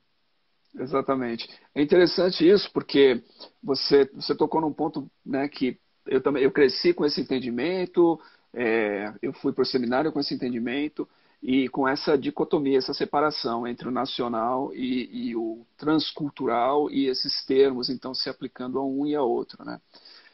Mas se eu não me engano, uma das pessoas talvez que mais influenciou esse movimento, essa compreensão da missão como a gente tem hoje, com o conceito de missionalidade, foi o Leslie Neil Gibben. E Uhum. ele, né, e tem alguns livros dele saindo em português, mas a história dele é basicamente esse. Ele ficou anos e anos trabalhando na Índia, nesse conceito tradicional. Ele foi enviado por uma igreja na Inglaterra para trabalhar como missionário transcultural na Índia. Ficou anos na Índia. Aí depois, quando ele volta para a Inglaterra, ele percebe assim, cara, esse é o campo missionário. Né? Eu estava lá pensando que aquilo era o campo missionário, as igrejas aqui estão no campo missionário. Então, essa compreensão, na verdade, de que o campo missionário veio até nós, viu, semana passada eu postei, eu postei uma foto de distribuição de cesta básica com gráfico. Você chegou a ver isso? Postei no Instagram, no Facebook. Não, não, essa não veio. É. Então, a distribuição de cesta básica do Compassiva ali no bairro da igreja, nas últimas 2 semanas. E se você olhar, eu coloquei isso no Instagram, e tem um gráfico das pessoas que receberam, das nacionalidades. Você lembra? Deve ter umas 20 nacionalidades. Você entendeu? De pessoas que receberam cestas básicas. Então, o campo missionário chegou até nós, o transcultural chegou até nós. Aham. Então, isso, na verdade, fez com que, e aí a discussão lá nos Estados Unidos, no início, final da década de 90, início dos anos 2000, que deu, né, nascimento à igreja emergente, tinha a ver com isso, com essa compreensão. Peraí, os Estados Unidos são um campo missionário. Nós temos que olhar as nossas cidades como um campo Uhum. missionário. E temos que, inclusive, aprender a falar a linguagem das pessoas fora da igreja, nessa pós-modernidade, porque elas já não são mais as pessoas que os nossos pais ou avós, a igreja das gerações passadas, estavam alcançando. Essas pessoas são secularizadas, essas pessoas têm outras, né, têm outras influências culturais e a gente precisa aprender a lidar com elas. E aí é isso. Essa é a realidade cada vez É. mais urbana, Eu, né? eu lembro que eu assisti uma pregação do Jonas Madureira, acho que foi num congresso da CEPAL, não lembro bem, que ele falou, inclusive, uma frase que eu nunca esqueci. Ele disse que hoje a Igreja Evangélica Brasileira se tornou um campo, no caso naquela época, né, se tornou um campo missionário, né? E Sim, assim, e eu percebo que essa fala do Jonas é cada dia mais verdadeira, né? Assim, são muitas, a igreja tem enchido, né? Eu não vou falar de crescido, né? Como algo só, mas tem enchido, tem ficado obesa, assim, mas são pessoas que, tanto no aspecto confessional, né, são desarticuladas com a fé cristã, quanto na sua própria conduta, a questão do mau testemunho, né? Então, hoje sim, é um desafio a própria evangelização dos evangélicos. exatamente. Eu estou vendo aqui o Matheus Borba comentando: a rua é transcultural. E Zé Bruno, se você quiser convidar alguém para uma live aí que vai render muita história interessante, tá aí, eu Ah, recomendo o legal, Matheus Borba. O Matheus é um missionário. O Matheus foi, junto com a legal. esposa dele, eles foram os primeiros missionários de nossa igreja, ou apoiados, conectados com a nossa igreja, né, a trabalhar lá na Cracolândia e fazer todo aquele trabalho que eu te falei, quando estava falando do início da igreja, o trabalho na Cracolândia. Eles eram os líderes desse trabalho, Projeto Toque na época, e eu aprendi muito com o Matheus, algo, né, um trabalho extremamente belo, de entrar nos mocós, literalmente, como ele falava. Oh, O que o legal, cara. Matheus tem de histórias trabalhando com as pessoas mais assim, da maior Sei. decadência que você possa imaginar, em prostíbulo, nos antros da terra, literalmente, É o é o Matheus. Matheus. Ô, Por isso, quando ele Matheus, fala manda teu a rua é WhatsApp pelo inbox. transcultural, quando ele fala que a rua é transcultural, cara, o Matheus sabe o que é. Entendeu? Matheus, manda teu WhatsApp pelo inbox que eu quero marcar sim. Vai ser um prazer conhecer. Outro cara que eu quero conversar é o Capelete. Eu falei para ele Sim, com o contato dele com o Ziel, porque as histórias do Capelete assim, são histórias assim, bem comuns, né? exatamente. E a gente, na verdade, ali, o Matheus, a esposa dele é Mariana, e depois outros irmãos que se uniram ao grupo, numa comunidade lá no centro, trabalham muito com o Capelete, né? Então, eu também conheci a Uhum. Missão Sena através do Matheus, da Mariana. A gente trabalhou em cooperação lá com eles, várias ações. Era um grupo que andava junto. Legal. Ô, Sandro, você falou que você começou caminhando junto desse movimento da Igreja Emergente, né? Qual o problema, assim? Você percebeu que durante como qualquer movimento, pareceu mais uma onda, né? Teve seu ápice e depois o seu declínio, né? Qual foi o problema, assim, com a Igreja Emergente? Quais as críticas que podem ser feitas ao movimento e por que que você se distanciou desse? Ok, eu comecei a me envolver com essa questão de igreja emergente. Não tinha o nome de igreja emergente ainda. O nome veio depois, mas através eu trabalhava com missões. Alguém até postou aqui anteriormente. Eu trabalhei durante anos com a área de missões da Igreja do Evangelho Quadrangular no Brasil. Sim, foi. Alguém E comentou aqui. sim. E aí eu conheci muita gente, viajei muito naquele período para os Estados Unidos. E um dos pastores ligados à área de missões lá nos Estados Unidos se tornou um grande amigo. Ele é um pastor panamenho, se eu me lembro bem, ele era panamenho. E ele se tornou um grande amigo, Humberto Paz, o nome dele. E Humberto, ele começou a me enviar alguns recursos sobre pensar justamente a igreja num contexto pós-moderno. E ele me colocou em contato com um grupo chamado Young Leaders Net, nos Estados Unidos. E esse Young Leaders Net, na verdade, é o embrião de todo esse movimento. Então, quem estava lá? O Driscoll estava lá, o Brian McLaren estava lá, a Doug Pagitt estava lá, vários outros desses nomes estavam. Andrew Jones estava lá, né? Esse pessoal todo estava fomentando. Darren Patrick, que faleceu esses dias, estava lá nesse grupo. Então, era um grupo de pensadores jovens, pastores jovens, missiólogos jovens que estavam pensando nisso. Eu não fazia parte do grupo das discussões, mas eu recebia por e-mail toda a discussão que esse pessoal fazia aqui no Brasil, você entendeu? Então eu estava acompanhando a distância. O que aconteceu? Então eu estava dentro disso. Em 2004, então eu acompanhei isso de 2006, 2007 mais ou menos foi quando eu comecei a acompanhar isso daí. Driscoll estava começando a Mars Hill na época. Eu comecei a acompanhar e ouvir, me interessar por essas coisas. 96, 97. Então, de 96, 97 até 2004, eu acompanhei esse pessoal. Em 2004, eu fui participar de um encontro nos Estados Unidos da Igreja Emergente. E todos esses grandes nomes estavam lá. Eles me convidaram até para ser preletor em uma sessão desses breakouts, tipo um workshop, uma coisa assim. Uhum. E para contar um pouco da experiência no Brasil e tudo mais. E eu participei disso. Eu convivi durante uma semana com esse pessoal. E aí eu conheci algumas coisas de perto. E eram coisas que eu não acho oportuno, assim, para o cristão, para o ministro, tudo mais, em termos de comportamento. Talvez beber um pouquinho mais, um pouquinho demais, você entendeu? Alguma coisa assim. Uhum. Mas não foi isso que me fez distanciar. Foi algumas das discussões que a gente começou a ter, que eu percebi que muitos deles estavam indo para uma linha teológica que eu não queria ir. E era uma linha mais liberal, em termos daquilo que a gente entende de liberalismo teológico, em que você diminui a autoridade das escrituras, em que você começa a questionar certas coisas que para nós são centrais, como a divindade de Cristo, como a morte vicária de Cristo, né? Como a ressurreição de Cristo, os milagres, todas essas coisas. Você começa, e aí, transformar a experiência do Evangelho em uma questão muito mais social, você entendeu? Muito mais ética e social do que esse poder transformador de vida.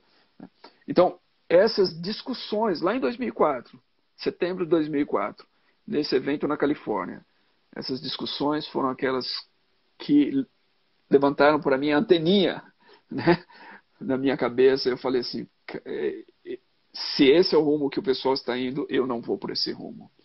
E ali a gente começou um divórcio, vamos dizer assim. Eu tenho vários deles como amigos, respeito e tudo mais, só que o rumo que eles tomaram, teologicamente, não é o rumo que eu acredito.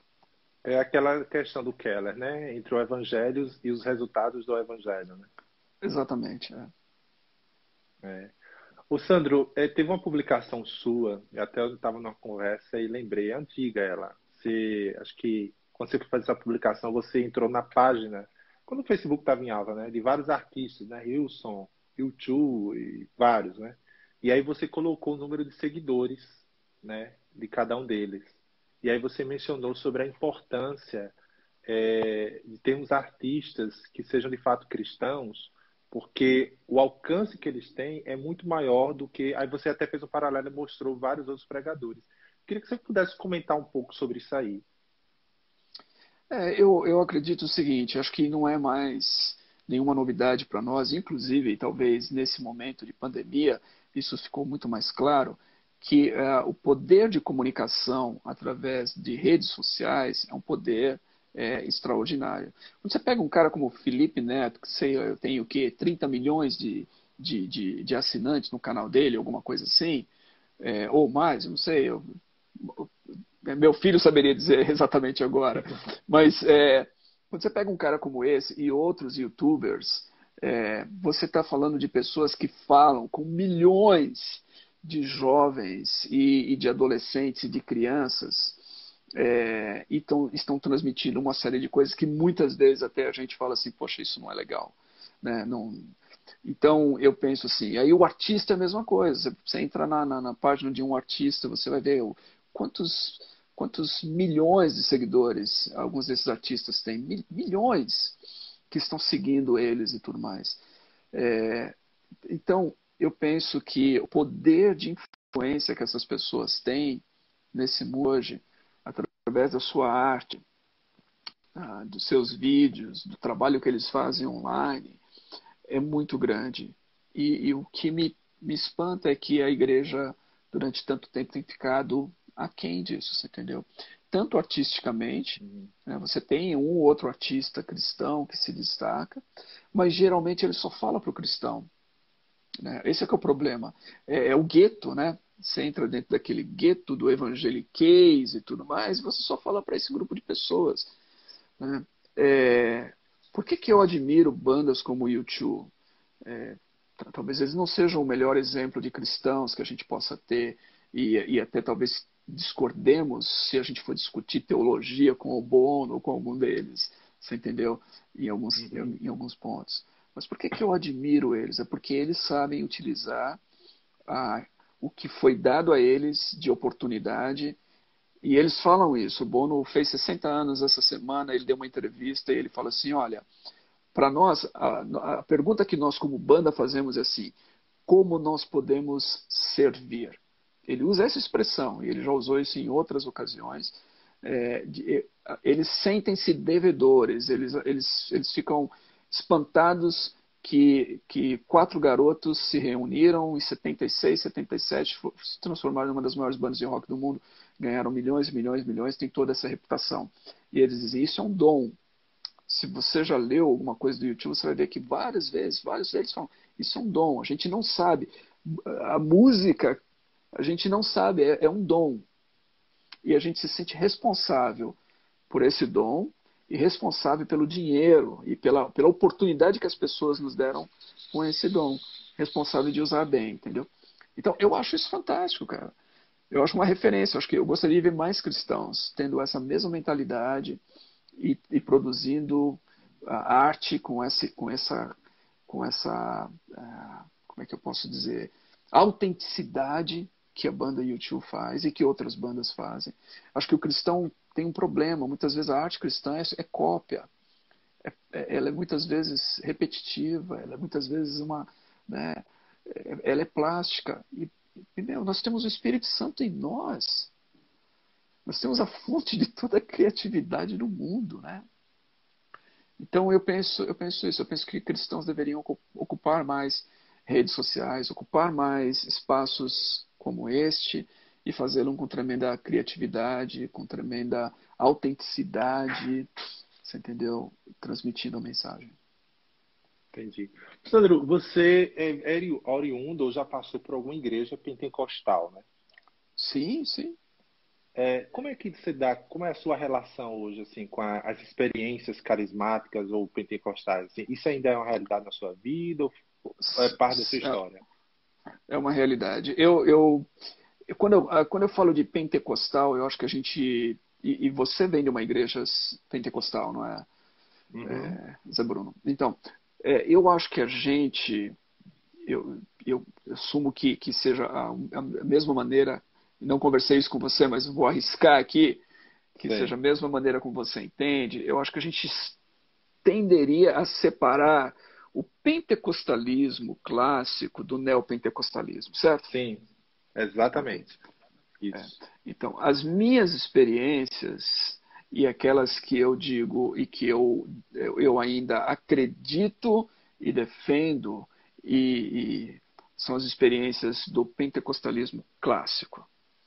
As experiências do neopentecostalismo, principalmente, e talvez até o neopentecostalismo que a gente conhece aqui, mas ele tem também, talvez na sua origem ali, aquele movimento da fé, né? Uhum, Do Kenneth Reagan, esse pessoal, que começaram a ligar a questão da prosperidade e da saúde, que não é, que isso não está lá no pentecostalismo clássico, muito embora o pentecostalismo clássico acreditava na ação do Espírito Santo, dos dons e na cura, né, como resposta à oração e tudo mais, mas não estava essa questão de que se você crê, você tem que ter saúde completa, né? uhum, E se você está enfermo é porque você não tem fé, ou porque você está em pecado. Isso não faz parte da doutrina pentecostal clássica, conforme eu a compreendo, entendeu? Isso faz uhum, mais parte desse movimento a partir da década de 50 nos Estados Unidos, que depois se transformou hoje, talvez padrão, dentro do movimento neopentecostal. Neopentecostal eu tenho muita dificuldade. Com o uhum. pentecostalismo eu me dou bem. Okay? Você tem alguma experiência assim carismática que você podia compartilhar? Sim, talvez Ah, profecia, cura, enfim. todas essas. Tem. Todas essas, sim, sim. Todas essas. Experiência de glossolalia, de falar em línguas, de orar e pessoas terem sido curadas. De fato, como eu disse, minha mãe vem dessa família onde meu avô era um presbítero de uma igreja Assembleia de Deus.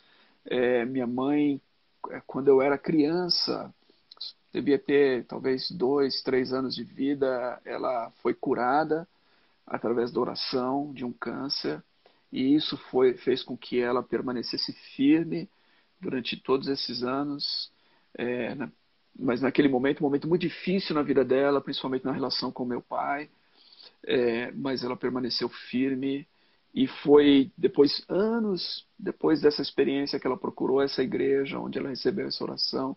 Foi a igreja onde eu acabei me convertendo, entendeu? E era uma igreja que tinha uma forte ênfase na questão de orar por pessoas para que elas fossem Uhum. curadas. Havia então, questão de manifestações, demônios, tudo isso. Poderia escrever um livro com histórias macabras, Legal. entendeu? Sandro, eu Mas fiz essa pergunta porque, assim, hoje, assim, talvez pelas redes sociais, é mais fácil a gente ter contato com os usos e os abusos dos dons, vamos colocar assim, né? E acaba que é uma reação por determinados setores de achar que pessoas mais intelectuais, né, que eu acho que não é um privilégio de alguns, porque todos nós somos chamados a uma vida intelectual, uma vida de reflexão, não como se fosse um sim, elitismo, né? Seriam avessas, né, a experiências carismáticas, pentecostais. Eu lembro que a primeira vez que eu tive no Labri, eu estava conversando com o Rodolfo e ele compartilhou, né, as experiências dele com isso. Depois ele fez uma publicação sobre a Edith Schaefer, né, e as experiências sim, carismáticas dela. E eu lembro que muitas pessoas assim ficaram admiradas, porque quando você fala de Schaefer, você fala assim da reflexão, você fala assim de algo assim elevado e tal. E quando as pessoas têm contato com essa informação de que não, eles também têm esse aspecto da piedade, da oração, né, da glossolalia, tal, são abertos a isso, parece que as pessoas têm dificuldade de entender que é possível você conciliar os dois, né? Que diz respeito à fé sim. cristã. É verdade. E eu acho que às vezes os pentecostais, não fizeram um bom trabalho nisso, né?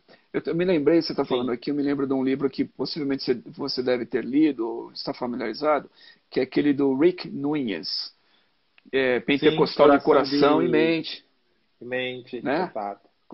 Então, eu acho É. assim, e o Rick Núñez, na verdade, naquele livro, ele está chamando a atenção do pentecostal mesmo, né? Sim, Para essa necessidade de usar a mente, né?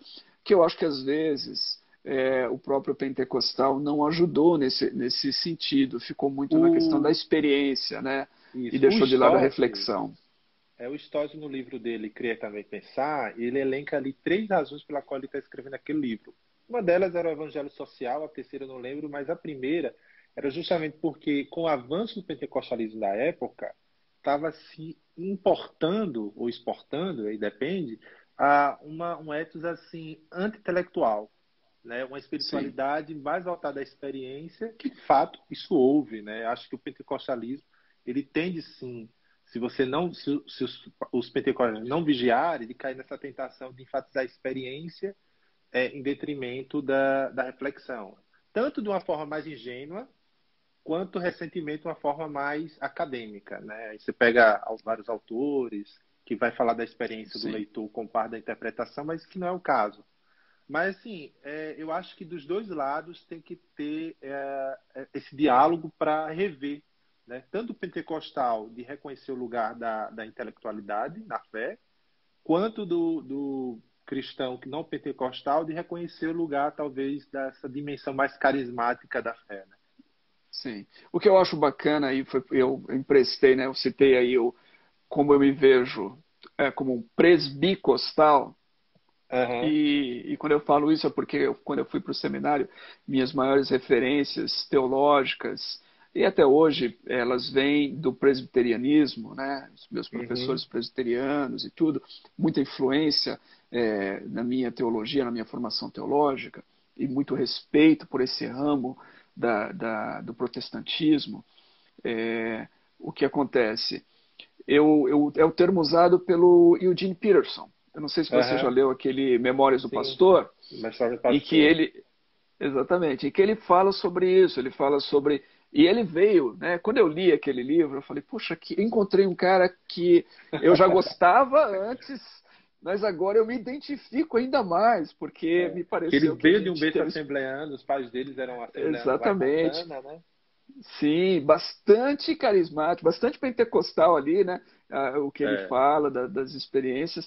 E eu me identifiquei muito com aquilo, sabe? Eu falei, poxa, cara, agora eu me vejo isso. E tá aí, e o Gene Pearson? Alguém é capaz de contestar a intelectualidade desse gigante? exato. Né? Não tem E como, uma né? coisa interessante, eu não sei se você viu, mas um dos filhos dele, acho que foi o Leif, postou no Facebook no dia que o pai morreu, né?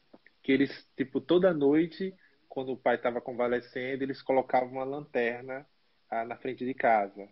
E aí, quando o pai morreu, eles apagaram a lanterna. Aí o Leif, na descrição, disse que pouco antes de dar os seus últimos suspiros, ele trouxe à tona a sua raiz pentecostal e começou a falar em outras línguas. Achei bem Puxa interessante essa vida. descrição aí. Interessante isso, né? É. Achei Pois é, sensacional, cara. quando as pessoas, e eu acho que é o seu caso também, eu já vi você tentando dialogar e nesse meio que a gente vive das redes sociais e a gente tem amigos de diversas tendências ou Tradições, né? tradições, né? É, eu respeito, e novamente, aprendo muito com os meus irmãos tradicionais, mas eu não tenho como negar aquilo que eu já vi, já experimentei, o que Deus fez na minha vida. Seria, você entendeu? É impossível isso. Uhum. Aí o tradicional vai dizer assim, não, mas você então, você tem que usar a Bíblia para julgar suas experiências. Ele quer dizer que todas essas experiências minhas e de milhões de pessoas não são bíblicas. Difícil, Pois é. difícil. Acaba caindo numa espécie de reducionismo, né? Tremendo, Bem, né? assim, você analisar. Eu vi até um debate, né? Alguém tentando assim, provar que as línguas não passavam pelo crivo da linguística atual. E aí, pô, mas se você. Como é que você vai julgar um fenômeno espiritual a partir de ferramentas que está limitada ao ordinário, né? Que são eventos Exatamente. extraordinários, né? E a ciência ela não tem ferramentas para isso, né? Sim. E eu já li A primeira vez que eu me deparei com um autor sensacionista foi com John MacArthur. Porque John Uhum. MacArthur foi o primeiro pregador expositivo norte-americano que eu ouvi e que me apaixonei. E falei, cara, incrível, é isso, é isso. Isso para mim é exposição bíblica, né? E eu segui ele durante muitos anos, li bastante. Mas ao mesmo tempo que eu fiquei empolgado com John MacArthur, eu tive a grande decepção ao encontrar. Eu estava no navio da OM na época e a gente recebeu um grupo de pessoas que vieram lá da igreja dele como voluntários. E eu fiquei todo empolgado que esse pessoal era da igreja dele. Naquele momento ele estava se tornando uma grande referência para mim. E aí a gente teve discussões gravíssimas acerca da questão dos dons espirituais. Né? E ele sempre foi uma pessoa muito radical em relação a isso, tanto no livro, Exatamente. naquele livro antigo dele, quanto no livro mais recente do Fogo Estranho, né? Aham. E Então, teve até aquela muito, muito, conferência Fogo Estranho dele, né? Que o bispo sim, chegou lá para zoar. exato, Eu acho o meu maior problema com o MacArthur, eu acho que é porque eu achei muito belicioso, sabe? Muito bélico na sim, abordagem dele. sim, sim. Ele Se poderia tornou, eu discordar, acho. sei. Ele poderia Eu acho que ele discordar, se mas de uma tornou. forma assim mais, vamos dizer, acadêmica, né? Sem que você caia numa Sim, passionalidade de. Ô sim. Sandro, teve um amigo que na live anterior ele fez uma pergunta e eu quero retomar ela aqui, que é a seguinte. Inclusive, se alguém tiver alguma pergunta, pode fazer. É só Que a usar gente também já vai terminar essa logo, parte né? aqui. Não, é agora, finalmente. Aí, se alguém quiser fazer, Finalzinho. faz agora. A pergunta dele foi a seguinte: como é que a gente sabe que é necessário a plantação de uma igreja? Acho que foi mais ou menos assim, né? Como discernir Ok. se na minha cidade é necessário haver uma plantação ou se as igrejas que nela já existem já justifica não haver mais outras igrejas? Ok. Sempre vai ter a necessidade de plantar igrejas. Eu vou dar aqui, no curso que eu dou no seminário Servo de Cristo, eu apresento 5 razões para se plantar uma igreja.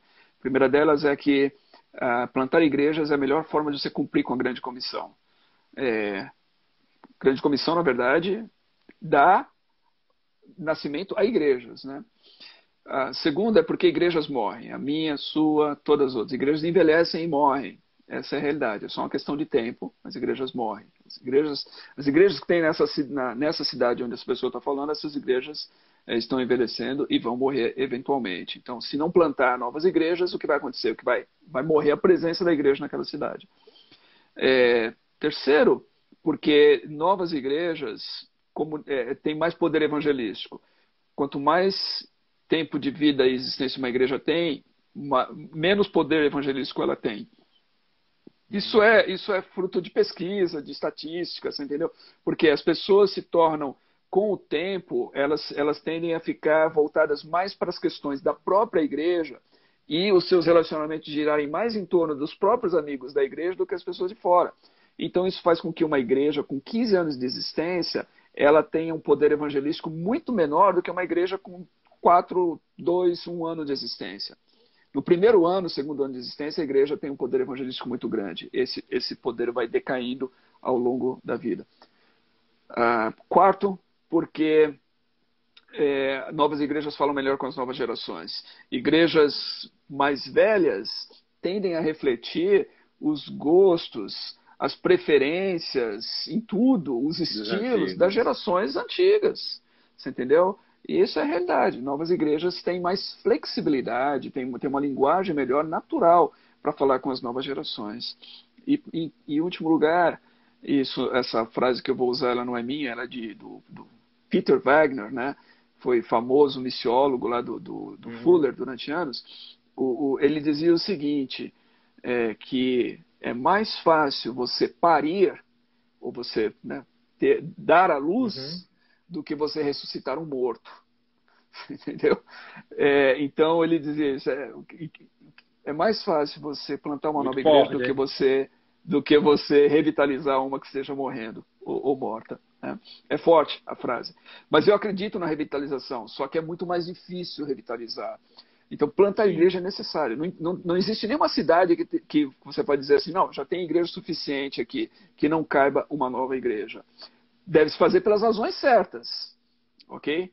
Então, a gente não deve Era isso que plantar eu ia uma igreja perguntar, porque... tipo, quais seriam essas razões, Sandra? Assim, por exemplo, uma pessoa, é muito comum, a pessoa está numa comunidade e aí está tendo alguns conflitos, assim, está insatisfeita com o púlpito, com os sermões, é muito comum a gente usar aqueles sermões não preparados, enfim, frágeis, ou então uma crise na liderança e a própria instituição se autopreserva em detrimento do próprio evangelho.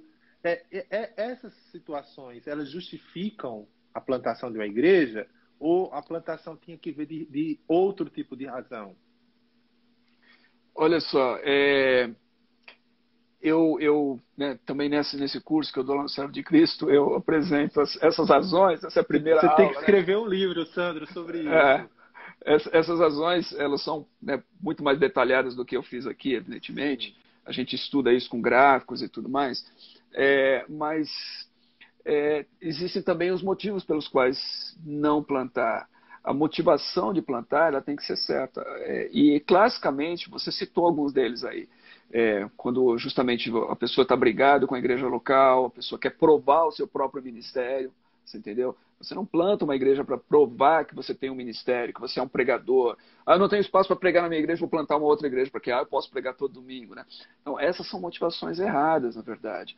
Eu acho que você deve plantar igreja pelas motivações certas. A motivação certa é para a expansão da mensagem da cruz, alcançar mais pessoas. E isso é que deve guiar. Você olhar e falar assim, existem pessoas aqui na nossa cidade, existem pessoas aqui na nossa localidade que não estão sendo alcançadas por nenhuma dessas igrejas aqui. E eu estou aqui e eu sou um vocacionado que eu sinto, eu tenho esse senso interior da vocação e tenho a confirmação exterior. As pessoas que me conhecem, elas falam, de fato você é um vocacionado. E aí, a partir disso, eu me candidato, então, para plantar uma nova igreja. E vou buscar apoio, evidentemente, de pessoas. Jamais deveria fazer isso sozinho, mas buscar apoio de um grupo de pessoas, de uma organização, de uma igreja, e trabalhar junto. Por que plantar essa nova igreja? Então, eu vou articular a visão que Deus me deu e mostrar para as pessoas a necessidade de ter uma nova igreja nessa cidade, nessa localidade. E se eu fizer isso da maneira correta, pelas motivações corretas, Deus vai fazer com que pessoas estejam comigo nesse processo. Amém. Poxa, Sandro, por favor, escreva esse livro. Transforma esse curso aí Olha, numa obra. então, quando eu dei esse curso, acho que na segunda turma, lá no Servo de Cristo, eu passei o material para o Jonas deu uma olhadinha e falou assim, cara, transforma isso num livro, né? E aí já são vários anos trabalhando com isso. Talvez, eventualmente... Aproveita essa pandemia e escreve, porque eu acho Talvez, assim que eventualmente. ajudaria muita gente, assim, né?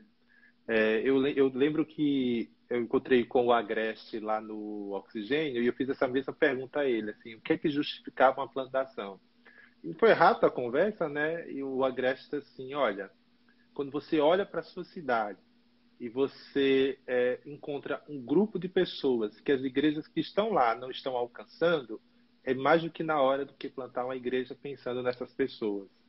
E aí ele até Exatamente, falou é sobre a isso. questão da revitalização, enfim, mas foi assim, foi uma resposta muito rápida para o momento, mas isso que você falou assim ajudou demais, assim, até para esclarecer questionamentos, dúvidas. Muito bom. Eu espero que você escreva. Sandro, não tem mais nenhuma pergunta. Muito obrigado por esse tempo aí. Poxa, Foram mais de uma live. E eu espero que após essa pandemia, Deus nos dê a oportunidade de se encontrar mais uma vez e trocar uma ideia presencialmente lá em São Paulo, se Deus assim permitir. legal, legal. Obrigado, Zé Bruno. Um prazer conversar com você. Um prazer. Eu não consegui ver todo mundo aqui, vi que tem várias pessoas 242 amigos aí. Obrigado, pessoal, É, que esteve junto aí desse tempo, participando, né? Não consegui ler tudo. Eu sou dinossauro, né? Então, o Maelson aqui em Recife.